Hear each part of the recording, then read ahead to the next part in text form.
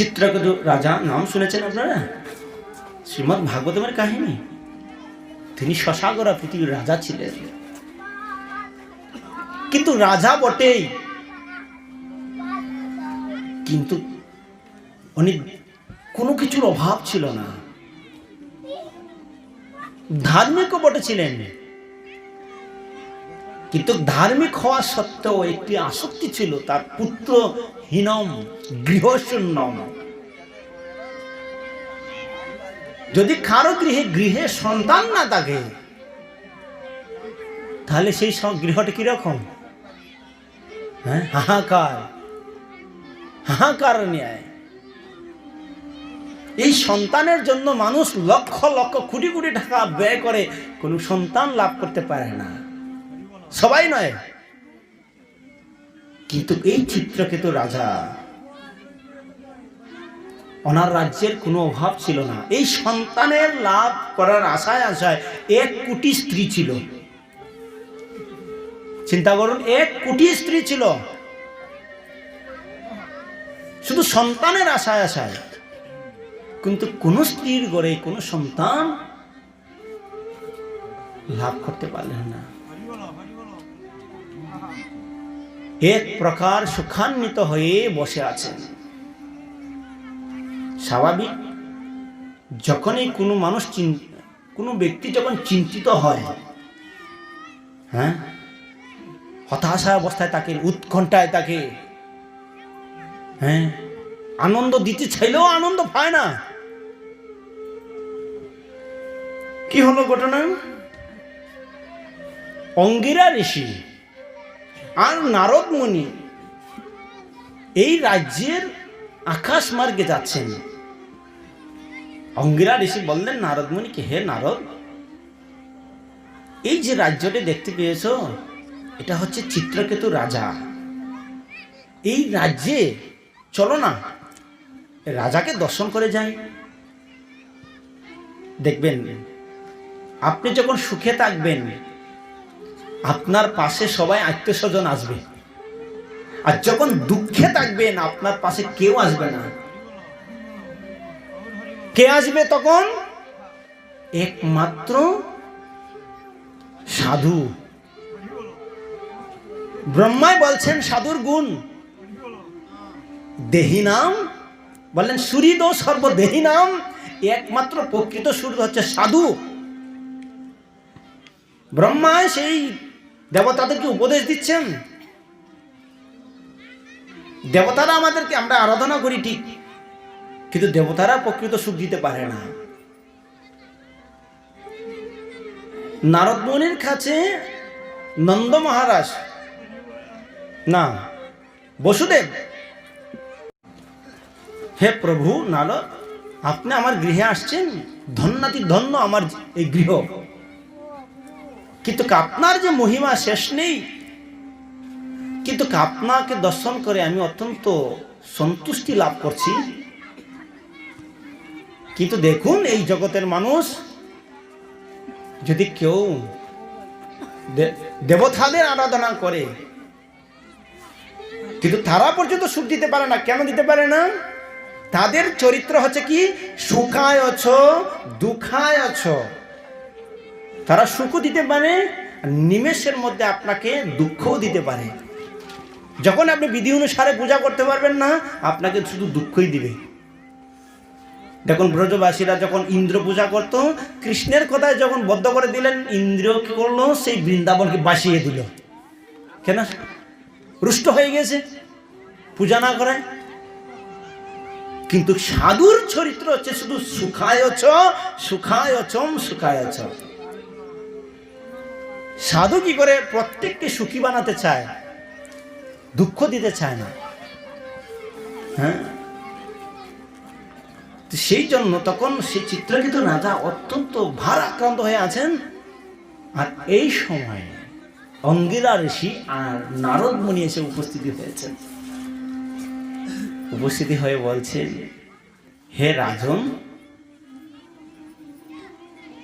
যখনই দেখেছেন ইতস্ত হয়ে দাঁড়াচ্ছে, দেখে প্রণাম করেছেন। কিন্তু অঙ্গিরা ঋষি বললেন, হে রাজন, আপনি অত্যন্ত ভারাক্রান্ত কেন? আপনার সন্তানে কি ব্যথা দিয়েছে আপনাকে? দেখেন, খাটা গায়ে লবণ চিটানো, সন্তানের বিরহে খাথর, আবার বলছেন কি সন্তানে কি আপনাকে ব্যথা দিয়েছে? হ্যাঁ, তখন ধৈর্যের সাথে বললেন, হে মহাত্মা অঙ্গিরা ঋষি, হে নারদ মুনি, আপনারা হচ্ছেন ত্রিকালজ্ঞ। আপনারা তো ত্রিকালজ্ঞ, হ্যাঁ সত্যি, সাধুরা হচ্ছে ত্রিকালজ্ঞ। আপনার আমার মুখমণ্ডল দর্শন করি তারা বুঝতে পারেন আপনার আমার ভিতরে কি চলছে। হ্যাঁ, দেখার সাথে সাথেই আপনার ভবিষ্যৎ তারা বলতে পারে।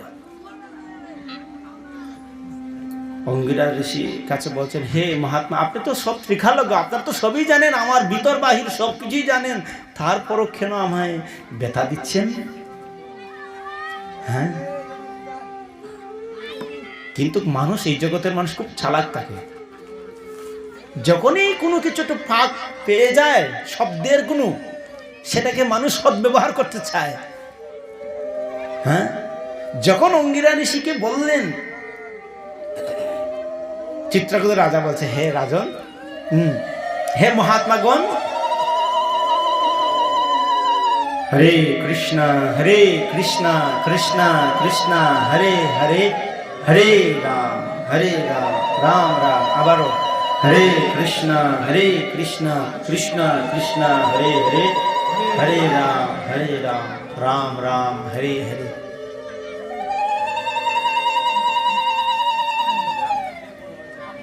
কি বললেন যেন ভুলে গেছি আমি, বলুন তো। অঙ্গিরা ঋষিকে বললেন কি, মানুষ একটু সুযোগ পেলেই সেটাকে সদ্ব্যবহার করতে চায়। তোর রাজা বলছে, যেহেতু সাধু সবকিছু জানে, বলছে আমি, আমার রাজ্যে কোনো কিছুর অভাব নেই। বলছে, হে রাজন, আমি সবচেয়ে একটা বড় দুঃখ এবং ব্যতীত হচ্ছি, আমার পুত্র নেই, আমি পুত্রহীন রাজা, সবাই আমাকে তিরস্কার করে, আমাকে কেউ দর্শন করতে চায় না। স্বাভাবিক দেখবেন গ্রামাঞ্চলে কোনো ব্যক্তির যদি সন্তানাদি না হয়, মানুষরা একটু অন্য দৃষ্টিতে দেখে। তখন বলছেন, আপনি আমাকে একটি সন্তান প্রদান করুন, একমাত্র আপনিই পারেন। তখন অঙ্গিরা ঋষি বললেন, হে চিত্রকেতু রাজা, হে রাজন, আমি সন্তান দিতে পারবো, কিন্তু এই সন্তান তোমার সুখেরও কারণ হবে, দুঃখেরও কারণ হবে। হ্যাঁ, তো বলছে, দুঃখ হয় আর যাই হোক, আগে সন্তান হোক, আমি এটাই চাই, আর কিছু চাই না। রাজা বলছে, ঠিক আছে তাহলে, হ্যাঁ, পুত্র, সেই পুত্র উৎপাদনের জন্য সে একটি যজ্ঞের আয়োজন করলেন। সেই যজ্ঞ করার মাধ্যমে যে অমৃত, সেই যজ্ঞ অনুষ্ঠান করার মাধ্যমে সেই মন্ত্রপুত যে কীর, সেটাকে রাজাকে দিলেন অঙ্গিরা ঋষি। দেওয়ার পর বললেন, আপনার যে সর্বশ্রেষ্ঠ রানী, সর্বশ্রেষ্ঠ মানে প্রধান রানী, তাকে প্রদান করবেন। রাজা মনের আনন্দে সেই রানীকে অমৃত কিলি খাওয়ালেন। কিছুদিন পরেই অঙ্গিরা ঋষি নারদ মুনি চলে গেলেন। অত্যন্ত শুভ লক্ষণ, রানী গর্ভবতী হয়েছে। রাজা অত্যন্ত আনন্দিত, প্রফুল্লিত মন। কোনো যখন আনন্দ সংবাদ পায় তখন অত্যন্ত প্রফুল্লিত থাকে, মুখ আন্দোলিত হয়, মুখমণ্ডলগুলি আন্দোলিত হয়। কোনো ব্যক্তি যখন সুখী হয় হৃদয়ে আনন্দ পায়। তার মুখের দিকে তাকালে দেখবেন, হ্যাঁ, মনে হয় যেন না অত্যন্ত সে খুব সুখী এবং আনন্দিত। রাজা আনন্দিত হয়ে সমস্ত গ্রামবাসীদেরকে এবং প্রজাদেরকে গাবি দান করছে, জমি দান করছে, হ্যাঁ, অলংকার এবং মুদ্রা আদি দান করছে প্রচুর পরিমাণে, ব্রাহ্মণদেরকে দান করছে। কেন? রানীর ঘরে পুত্র সন্তান হবে। যখনই সেই পুত্র ভূমিষ্ঠ হলো, রাজার মন অত্যন্ত আনন্দিত। সেই পুত্র আস্তে দিনে দিনে বড় হতে থাকলো। এই রাজা কি করছেন? প্রতিদিন সেই বড় রানীর কক্ষে যায়, গিয়ে সে পুত্রকে আদর করে আর সোজা রাজকার্যে চলে যায় মনের আনন্দে। কিন্তু সেই চিত্রকেতু রাজার কতজন স্ত্রী ছিল? 1 কোটি স্ত্রী। কিন্তু অন্যরা কি চিন্তা করছে? গোল মিটিং করেছে। রাজার সেই বড় রানীর ঘরে পুত্র হলো, কিন্তু সবসময় সেই রাজা সেই বড় রানীর কাছেই যায়, আর আমরা দাসীর ন্যায় হয়ে গেলাম। দাসীরও তো কখনো কখনো ডাকে জল পানের জন্য, অন্য কিছুর জন্য, কিন্তু আমার দাসীর থেকে আরো বাদ হয়ে গেলাম, আমাদেরকে ডাকেই না রাজা। কি হয়ে গেল? ঈর্ষান্বিত হয়ে গেল সবাই। তাহলে বলছে এর কারণ কি? তারা সবাই গোল মিটিং করে, বৈঠক করে, রিসার্চ করে ভার করে দেখলো যে একমাত্র হচ্ছে পুত্র। এই পুত্রের কারণেই সেই রাজা আমাদের কাছে আসে না। হ্যাঁ, যখনই কি করলেন, তাহলে কি করা যায়? সবাই সিদ্ধান্ত নিল এই পুত্রকে মেরে ফেল। বড় রানী যখন সে গোমে রেখে চলে গেলেন, পুত্রটি জেগে উঠল। এক রানী কি করলেন? দুধের মধ্যে বিষ দিল, আর সেই পুত্রকে যখন দুধ পান করালো, পুত্রটি ধরাস হয়ে সেই পড়ে আছে। আর যখনই শুনছেন রাজা পুত্র দেহত্যাগ করেছে, সমস্ত রাজকার্য পরিত্যাগ করে হ্যাঁ পুত্র করে চিৎকার করছে। যেরকম আমরা কান্না করি কোনো ব্যক্তি যখন মারা যায়, কান্নার পর সমস্ত রাজ্য একদম অন্ধকার হয়ে গিয়েছে। এই রাজার দুঃখে ভারাক্রান্ত হয়ে বিলাপ করছে, পুত্র তুমি আমাকে রেখে কেন চলে গেলে? হ্যাঁ, তুমি কোথায় গেলে? পুত্র তো শুয়ে আছে। গেল কে? হ্যাঁ, পুত্র তো শুয়ে আছে। আবার দেখুন সমস্ত রাজকার্য বদ্ধ হয়ে গেল। আবার নারদ মুনি এবং অঙ্গিরা ঋষি আসলেন। এসে দেখছেন রাজা এমন ভাবে বিলাপ করছে যেন এই দেহটাই হচ্ছে আত্মা, মনে করে সে ক্রন্দন করছে। তখনই এসে অঙ্গিরা ঋষি বললেন, হে রাজন, আমি তো আগেই বলেছিলাম আপনার এই পুত্র সুখের কারণ হবে আর দুঃখের কারণ হবে। ঈর্ষা এমন এক জিনিস, কেউ অন্যের ভালো দেখতে চায় না মানুষ। হ্যাঁ, কিন্তু আপনি আমার ভালো গুণ নেই, অন্যের কোনো একজন ব্যক্তির গুণ দেখে যদি আমি গুণকীর্তন করি, আমার গুণ নেই, আমি তার গুণকীর্তন করি, তার অনেক গুণ আছে, তাহলে কি হবে জানেন? আমার গুণ নেই, আমি নির্গুণ ব্যক্তি।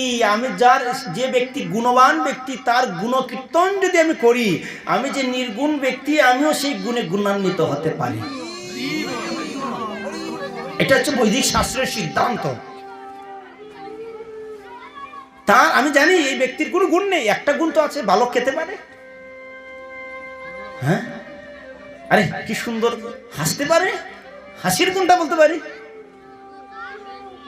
কি সুন্দর চলতে পারে, বাহ কি সুন্দর ব্যবহার। এইটুকু তো বলতে পারে। এইরকম যদি করি আমরা, তাহলে কি আমরা মহাত্মাতে রূপান্তরিত হতে পারবো? হ্যাঁ, কিন্তু ওই রাজা কান্না ক্রন্দন করছে। তখন বললেন, হে, বলছে না, আমার এই পুত্রকে জীবিত করে দেন। এখন অঙ্গিরা ঋষি বলতে জীবিত করে দেন, আমি সেই পুত্রকে চাই, আমি আর অন্য কিছু চাই না। তো বলছে তাই? নারদ মুনি কি করলেন? একটা থাপা দিলেন পুত্রকে, এই উঠো, তুমি, তোমার পিতা ক্রন্দন করছে তোমার জন্য, তুমি কোথায় গেলে, উঠো। যখনই থাপা দিলেন, ধরধরে এসে জীবিত হয়ে বসে আছে।